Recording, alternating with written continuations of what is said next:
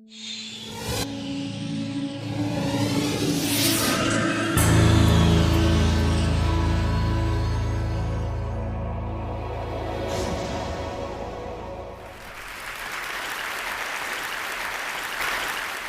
so I'd like to talk a little bit about the people who make the things we use every day, our shoes, our handbags, our computers, and cell phones.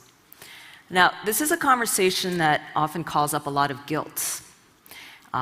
Imagine the teenage farm girl who makes less than $1 an hour stitching your running shoes, or the young Chinese man who jumps off a rooftop after working overtime assembling your iPad. We, the beneficiaries of globalization, seem to exploit these victims with every purchase we make, and the injustice feels embedded in these products themselves. After all, what's wrong with a world in which a worker on an iPhone assembly line can't even afford to buy one? It's taken for granted that Chinese factories are oppressive, and that it's our desire for cheap goods that makes them so. So this simple narrative equating Western demands and Chinese suffering is appealing, especially at a time when many of us already feel guilty about our impact on the world. But it's also inaccurate and disrespectful. We must be peculiarly self-obsessed to imagine that we have the power to drive tens of millions of people on the other side of the world to migrate and suffer in such terrible ways. In fact, China makes goods for markets all over the world, including its own, thanks to a combination of factors: its low costs, its large and educated workforce, and a flexible manufacturing system that responds quickly to market demands. By focusing so much on ourselves and our gadgets, we have rendered the individuals on the other end into invisibility, as tiny and interchangeable as the parts of a mobile phone. Chinese workers are not forced into factories because of our insatiable desire for iPods. They choose to leave their homes in order to earn money, to learn new skills, and to see the world. In the ongoing debate about globalization, what's been missing is the voices of the workers themselves. Here are a few. Bao Yongxiu. My mother tells me to come home and get married, but if I marry now, before I have fully developed myself, I can only marry an ordinary worker, so I'm not in a rush. Chen Ying. When I went home for the new year, everyone said I had changed. They asked me, "What did you do that you have changed so much?" I told them that I studied and worked hard. If you tell them more, they won't understand anyway. Wu Chunming. Even if I make a lot of money, it won't satisfy me. Just to make money is not enough meaning in life. Xiao Jin. Now, after I get off work, I study English, because in the future, our customers won't be only Chinese, so we must learn more languages. All of these speakers, by the way, are young women, 18 or 19 years old. So I spent 2 years getting to know assembly line workers like these in the South China factory city called Dongguan. Certain subjects came up over and over: how much money they made, what kind of husband they hoped to marry, whether they should jump to another factory or stay where they were.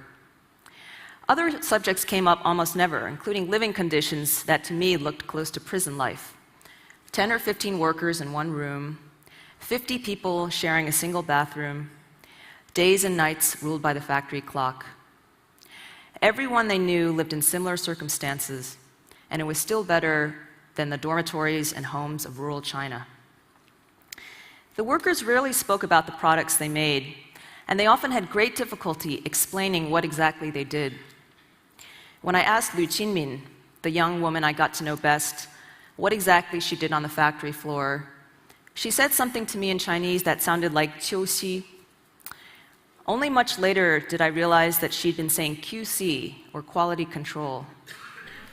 She couldn't even tell me what she did on the factory floor.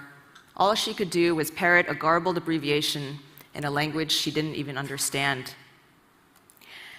Karl Marx saw this as the tragedy of capitalism, the alienation of the worker from the product of his labor. Unlike, say, a traditional maker of shoes or cabinets, the worker in an industrial factory has no control, no pleasure, and no true satisfaction or understanding in her own work. But like so many theories that Marx arrived at sitting in the reading room of the British Museum, He got this one wrong. Just because a person spends her time making a piece of something does not mean that she becomes that, a piece of something. What she does with the money she earns, what she learns in that place, and how it changes her, these are the things that matter. What a factory makes is never the point, and the workers could not care less who buys their products. Journalistic coverage of Chinese factories, on the other hand, plays up this relationship between the workers and the products they make. Many articles calculate how long would it take for this worker to work in order to earn enough money to buy what he's making. For example, an entry-level line assembly line worker in China in an iPhone plant would have to shell out 2.5 months' wages for an iPhone. But how meaningful is this calculation really? For example, I recently wrote an article in the New Yorker magazine, but I can't afford to buy an ad in it. But who cares? I don't want an ad in the New Yorker, and most of these workers don't really want iPhones. Their calculations are different. How long should I stay in this factory? How much money can I save? How much will it take to buy an apartment or a car, to get married, or to put my child through school? The workers I got to know had a curiously abstract relationship with the product of their labor. About a year after I met Lu Jinmin, or Min, she invited me home to her family village for the Chinese New Year. On the train home, she gave me a present, a Coach brand change purse with brown leather trim. I thanked her, assuming it was fake, like almost everything else for sale in Dongguan. After we got home, Min gave her mother another present, a pink Dooney & Bourke handbag. And a few nights later, her sister was showing off a maroon sport sack shoulder bag. Slowly, it was dawning on me that these handbags were made by their factory, and every single one of them was authentic. Min's sister said to her parents, "In America, this bag sells for $320. Her parents, who are both farmers, looked on speechless. And that's not all. Coach is coming out with a new line, 2191, she said. One bag will sell for 6,000. She paused and said, "I don't know if that's 6,000 yuan or 6,000 American dollars, but anyway, it's 6,000. Min's sister's boyfriend, who had traveled home with her for the New Year, said, "It doesn't look like it's worth that much." Min's sister turned to him and said, "Some people actually understand these things. You don't understand shit."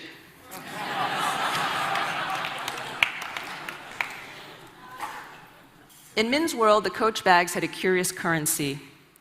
They weren't exactly worthless, but they were nothing close to their actual value because almost no one they knew wanted to buy one or knew how much it was worth. Once, when Min's older sister's friend got married, she brought a handbag along as a wedding present. Another time, after Min had already left the handbag factory, her younger sister came to visit, bringing 2 Coach signature handbags as gifts. I looked in the zippered pocket of one, and I found a printed card in English, which read, "An American classic. In 1941, the burnished patina of an all-American baseball glove inspired the founder of Coach to create a new collection of handbags from the same luxuriously soft, glove-tanned leather. 6 skilled leather workers crafted 12 signature handbags with perfect proportions and a timeless flair. They were fresh, functional, and women everywhere adored them. A new American classic was born." I wonder what Karl Marx would have made of Min and her sisters. Their relationship with the product of their labor was more complicated, surprising, and funny than he could have imagined. And yet, his view of the world persists in our tendency to see the workers as faceless masses, to imagine that we can know what they're really thinking.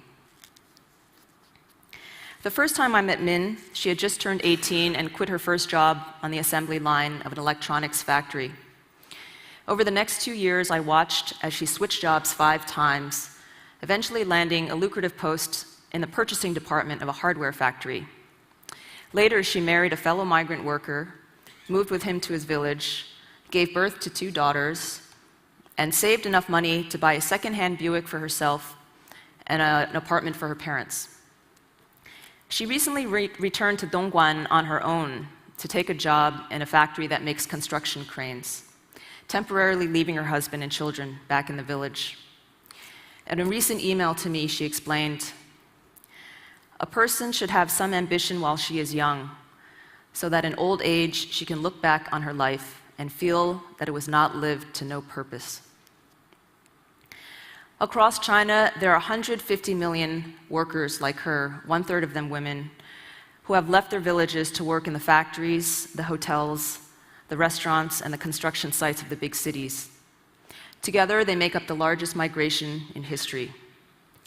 And it is globalization, this chain that begins in a Chinese farming village and ends with iPhones in our pockets and Nikes on our feet and Coach handbags on our arms, that has changed the way these millions of people work and marry and live and think.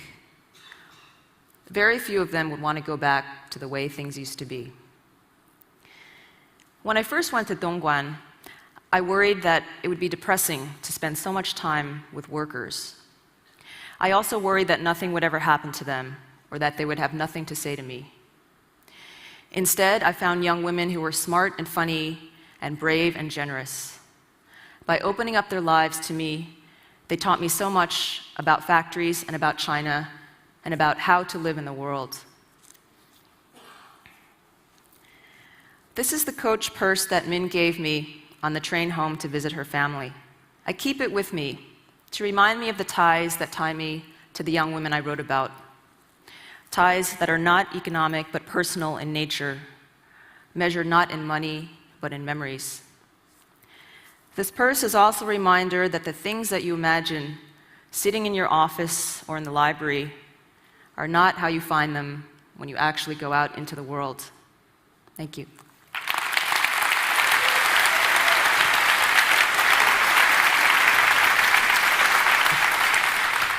Thank you, Leslie. That was an insight that a lot of us haven't had before. But I'm curious, if you had a minute, say, with Apple's head of manufacturing, what would you say? 1 minute. 1 minute. You know, what really impressed me about the workers is how much they're self-motivated, self-driven, resourceful. And the thing that struck me, what they want most is education to learn, because most of them come from very poor backgrounds. They usually left school when they were in 7th or 8th grade. Their parents are often illiterate.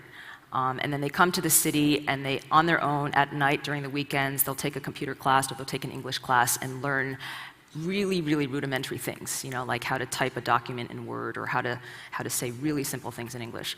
So if you really want to help these workers, start these small, very focused, very pragmatic classes in these schools. And what's going to happen is all your workers are going to move on. But hopefully they'll move on into higher jobs within Apple.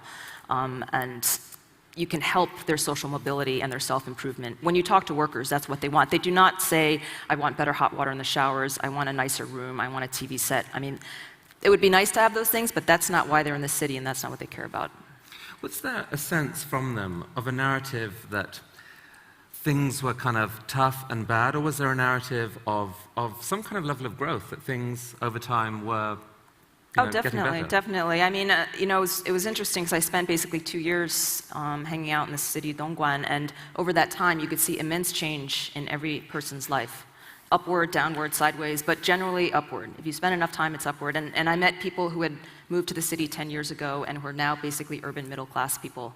So the trajectory is definitely upward. It's just hard to see when you're suddenly sucked into the city. It looks like everyone's poor and desperate, but that's not really how it is. Certainly, the factory conditions are really tough, and it's nothing you or I would want to do. But from their perspective, where they're coming from is much worse, and where they're going is hopefully much better. And I just wanted to give that context of what's going on in their minds, not what necessarily is going on in yours. Thanks so much for your talk. Thank you very much, Leslie.